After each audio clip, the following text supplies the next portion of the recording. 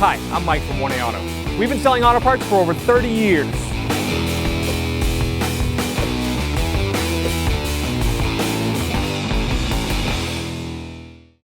So we were changing the washer pump on this 2010 Honda Pilot, and we were having trouble pulling this hose off, and we were just going to show you how to do it.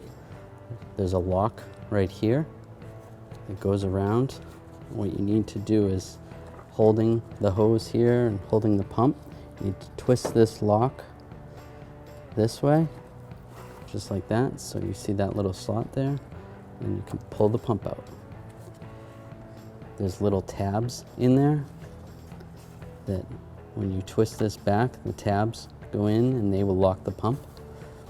Twist this lock back and that pushes the tabs out, and then you can remove the pump. To reconnect, we're going to twist this back so that the tabs are in there. And then take the pump and push it straight on, lock it in. Thanks for watching. Visit us at 1AAuto.com for quality auto parts, fast and free shipping, and the best customer service in the industry.